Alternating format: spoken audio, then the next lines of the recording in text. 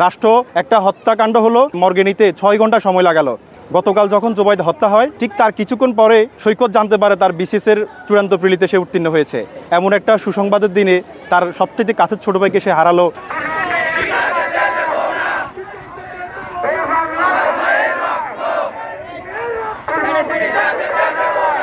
আমার বাসা হারিয়ে ফেলছি, আমি খেয়ে হারিয়ে ফেলছি।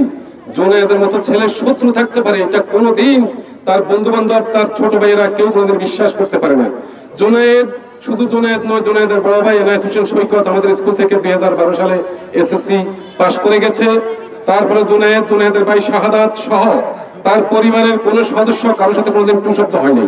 আমরা অত্যন্ত জুবায়েদকে আমরা সেই বাল্যকাল থেকে চিনি। জুবায়েদের কে মারার জন্য যে প্ল্যান করা হয়েছে, পরিকল্পনা করা হয়েছে, সে জুলাই আগস্টের যে আন্দোলন, সে আন্দোলনের অগ্রভাগে নেতৃত্বে ছিল। আপনারা সবাই জানেন তার বুকের মধ্যে এখনো তার হাতে প্ল্যাকার্ড, সবার আগে বাংলাদেশ। সে যে একজন ত্যাগী ছাত্র নেতা এবং তার যে প্রোফাইল পেজ সেখানে আপনারা লক্ষ্য করে দেখবেন, অর্থাৎ এই দুনিয়াতে আমি কিন্তু ভোগের জন্য আসি নাই। তার যে মানসিকতা, এতে আমরা তার থেকে শিক্ষণীয়।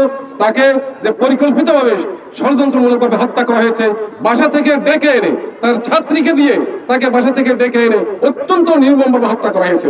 আপনারা জানেন জুবাইদ হচ্ছে তাদের বাসা ছিল কুমিল্লাতে। তারা ছোটবেলা থেকে বেড়ে উঠছে আমাদের সুবর্ণচরে। তারা 4 ভাই এবং তার বাবা আমাদের এই বাজারে গত 30 বছর ধরে ব্যবসা করে কষ্ট করে এই বাচ্চাদেরকে বড় করেছেন। তার বড় ভাই সৈকত আমার বন্ধু, সে ঢাকা বিশ্ববিদ্যালয় থেকে পড়াশোনা করে বর্তমানে সে চাকরির জন্য প্রত্যাশা করতেছে। একটা দুঃখজনক বিষয় কি জানেন, গতকাল যখন জুবাইদ হত্যা হয় ঠিক তার কিছুক্ষণ পরে সৈকত জানতে পারে তার বিসিএসের চূড়ান্ত প্রিলিতে সে উত্তীর্ণ হয়েছে।